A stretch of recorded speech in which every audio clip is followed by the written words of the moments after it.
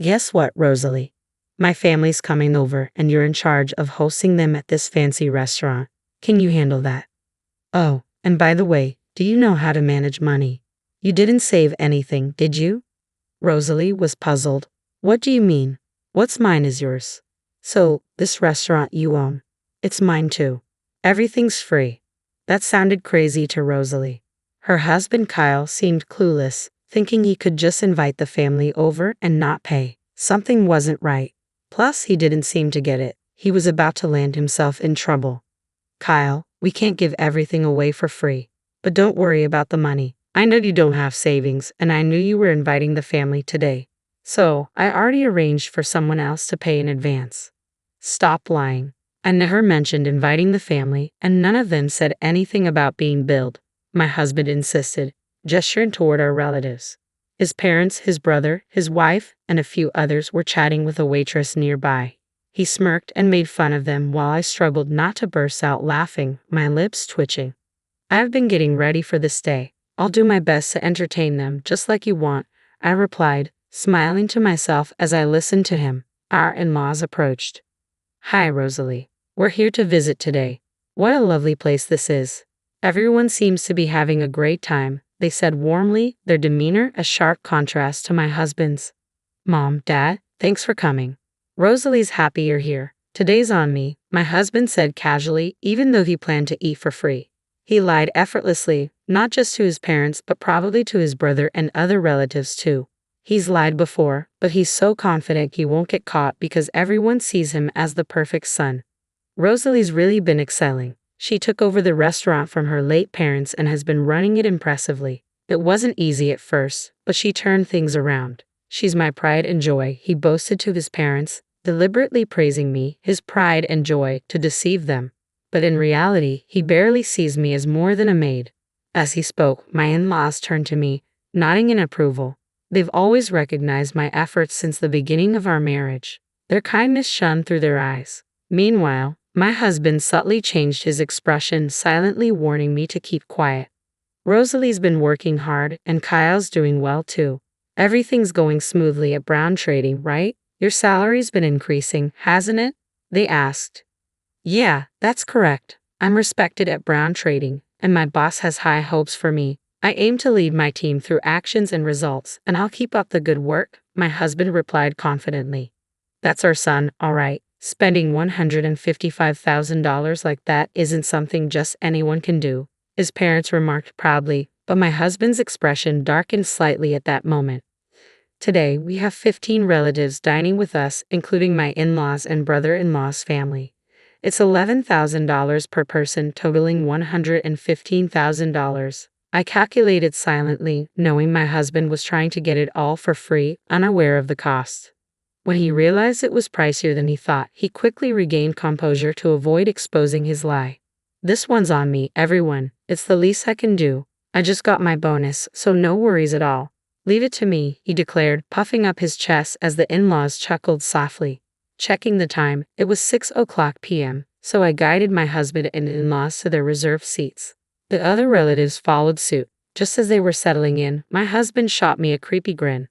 An hour later, I approached their table in the banquet room. They were enjoying themselves, oblivious to the surroundings. Feel free to order more, everyone. It boosts restaurant sales, and Rosalie will be delighted, so go ahead, my husband encouraged, each word accompanied by a flurry of extra orders. With the banquet meals and additional orders, the bill had surpassed $20,000. Everyone assumed my husband, a corporate elite with a hefty income, was treating them. While some hesitated, my husband seemed to push them to order more. That's when I decided to set the record straight, loud enough for all to hear. Since it's Kyle's treat, I had $60,000 transferred yesterday, so everyone, please enjoy yourselves without holding back, I announced, causing a buzz of surprise among the relatives. $60,000. Classic Kyle, were words of almost admiration that flew around. While the relatives reacted like this, my husband wore a bewildered look, clueless about what was going on. I didn't miss his expression and added a line to start my counterattack. Well, the $60,000 isn't for the food. It's for alimony, actually, I stated, causing puzzled looks among the buzzing relatives. Alimony, Kyle? What's this about alimony? One of them asked. No, I don't know about any alimony. Sometimes Rosalie jokes around, so please don't mind her. Come on, Rosalie, don't upset everyone with jokes like that. My husband tried to brush it off, but he was clearly the most troubled. His face was smiling, but his eyes told a different story. The way he looked at me was terrifying. But it wasn't done. Kyle, you're the one making uncomfortable jokes here. I think it's time the family knew that, right? I said firmly, handing him a piece of paper and a bank book. As he examined them closely, his face turned pale. The alimony is for cheating. Kyle has been unfaithful. He's not the person you all think he is. He can lie and deceive people without a second thought, I revealed. The atmosphere in the banquet room shifted abruptly. The once lively chatter ceased, replaced by an eerie silence. The document I handed to my husband was the original alimony claim, and the bank book showed a record of a $60,000 transfer. Everyone's attention was fixed on my husband and me, and silence lingered for a few seconds. But it was my husband who broke it. How funny, Rosalie. That's quite something. It looks just like a real statement in a bank book. But really, this is going too far. There's no way I would cheat. It seemed like he had shifted back to his usual confident demeanor, but that confidence quickly faded, and I couldn't help but smile. What are you talking about, Kyle? You're the one who's gone too far. Not only cheating but also trying to bully me into eating for free, lying to all the relatives that it's your treat. That's too much of a joke. Correct yourself quickly, everyone. Don't take Rosalie's words to heart. Without needing to say anything, the relatives seemed unable to believe it outright, and no one spoke up. I didn't react to my husband's words either, just watching his actions closely. Gradually, he started to panic. That's when he tried to get his parents on his side. Dad, Mom, tell her to stop these senseless jokes at a time like this. Ah yes, everyone calm down and listen to me, his dad began. Rosalie isn't making any senseless jokes. She's just stating the facts. It's undeniable that Kyle has been unfaithful, and she's not threatening Rosie. He's trying to get today's meal for free too. What are you two even saying? Are you taking what Rosie said seriously? That's not funny at all, my husband protested, but his parents seemed convinced. The only thing that's not funny is this situation. We've come here knowing everything to confront you, I declared. Yes, I had already confessed everything to my in-laws, revealing how my husband uses his outward kindness to play the dutiful son while behind the scenes, he's up to no good. Even as we waited for our reservation time, he tried to deceive his parents, but they saw through his lies. Enough. I would never deceive everyone. You're ruining the good mood we had, Rosalie. What are you going to do about this? My disclosure and having the in-laws on my side were completely unexpected for him. He visibly started to lose his composure, standing up and glaring at me intensely, as if he might lunge at me any moment. Come on, brother, calm down. Let's sit down and talk this over calmly. Nicholas, you believe me, right? Interjected his brother, my brother-in-law Nicholas, cutting through my husband's angry shouts. Nicholas, busy with his own job, was attending today with his wife Yasmin. I knew Nicholas and my husband had been close since before I started dating him, and he is as gentle and consistently smiling as the in-laws. However, Nicholas's next action would utterly defeat my husband. He pulled a thick envelope out of his bag and handed it to my husband, saying, You believe me, right, brother? How can I believe you when you've been cheating with my wife, Nicholas? You what? My husband's accusation hung heavy in the air as Nicholas handed over the envelope. Inside was a report on the infidelity investigation. It turns out my husband had been cheating with Nicholas's wife, Yasmin. Just before my father-in-law had said, We've come here knowing everything, and by we, he meant the brother-in-law's family too. And it turns out, I learned about my husband's infidelity thanks to Nicholas. Hesitantly, my husband checked the contents of the envelope, turning pale as a ghost. Inside were numerous photos of him cheating with Yasmin, pictures of them dining at a fancy restaurant, looking into each other's eyes. There were photos of them being cozy in a car and others of them embracing and kissing in front of a hotel. There's no way he could just say they were just going out. It was indeed a decisive moment, a hellish scene. Is this a joke? Unbelievable, Kyle did this, were the whispers I heard. The relatives around us were in turmoil, and the banquet hall buzzed in a whole different way. For my husband, it couldn't have gotten any worse. He was completely flustered now. No, wait. This investigation report is fake. The photos must be doctored because I haven't cheated with Yasmin. We didn't cheat, right? He pleaded, trying to enlist Yasmin's support in his last-ditch effort. Immediately after Yasmin, now the center of attention, bowed deeply to the floor in full prostration. Everyone, I am terribly sorry. I have had an affair with Kyle. Yasmin's confession stunned the room. My husband in particular was visibly shaken. He hadn't anticipated Yasmin fully admitting to the affair. He had been insisting the alimony bill and the bank book were fake, only thinking of himself and taking me for granted. He couldn't have imagined this. Yasmin's earnest apology captivated not only my husband but also the rest of the banquet hall. But it wasn't just my husband who was affected. All the relatives were stunned by Yasmin's admission. As her forehead remained on the floor, she slowly began to speak. It really was just a fling. Nicholas is a wonderful husband, but, well, it lacked excitement, you might say. Just doing housework and waiting at home for Nicholas to return, I started to feel like my life would forever be the same. And suddenly, I got bored. When I approached Kyle, he was happy to go along. Everyone listened in silence to Yasmin's voice, mixed with regret and reflection. As she raised her head and revealed more truths, I tried to end it immediately, knowing it was wrong. But Kyle got serious about it. He threatened to expose everything if I tried to break it off. I know it sounds like an excuse now, but I am truly sorry. Yasmin's confession left the relatives staring in disbelief at such a lack of morals. Yasmin had initiated the affair, and though she was threatened, it's hard to completely sympathize with her. But she came here today to admit her mistakes and apologize, which is somewhat redeemable. However, my husband tried to escape by lying and making excuses, unaware that he was just tightening the noose around his own neck. He really is a fool, brother. It's all useless. Rosalie, and our parents know everything. I'm going to demand alimony from you, and you're going to pay Nicholas. When did you realize? You didn't even do an investigation. You must have been sure, right? Yes, I heard it from someone I truly despise, you brother. Right, Rosalie? That's right. It wasn't just Yasmin. He had his hands on other women too. What, Rosalie? How much do you know? Just give me a break already. Too bad, Kyle. I know everything, and if anyone should be asking for mercy, it's us. I never thought you'd even make a move on an employee at a restaurant. I continued, then called the woman into the banquet hall. This woman was the waitress who had been talking with the in-laws, Nicholas, Yasmin, and several other relatives while they waited for their reservation time. Turns out, while having an affair with Yasmin, my husband had also been making advances towards this waitress. She had also attended the same school with me back in our student days. Before even consulting Rosalie, who was the restaurant owner, she came to me. Kyle had threatened to destroy your family if you spilled the beans to Rosalie. You're really horrible. I've said it before, but we know everything, brother. All you can do now is admit your guilt and apologize, just like Yasmin did. Kyle, let me ask you something. Why would you deceive Rosalie to carry on with your affairs? From what we can see, Rosalie has been nothing but supportive. She's been managing the restaurant that she inherited from her parents and taking care of home as well. What does she ever do to you?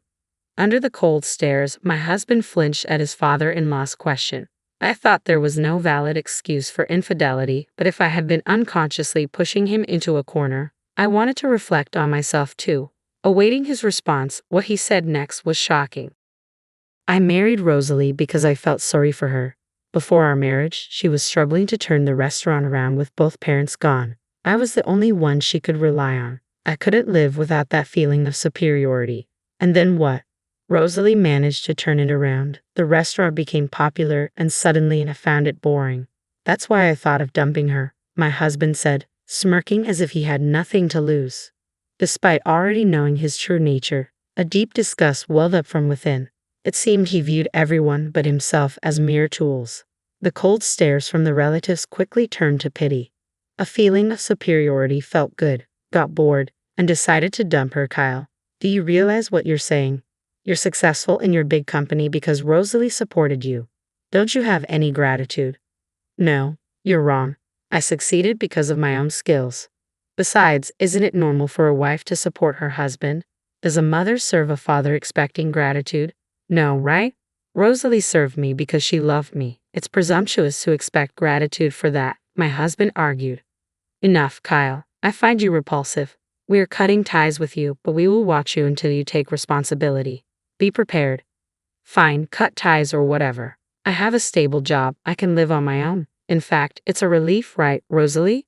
You can enjoy life more without me around. I'll pay whatever alimony or anything else, so don't worry." My husband laughed, seemingly without a care. Looking at him, I thought again, he doesn't understand anything, knows nothing at all.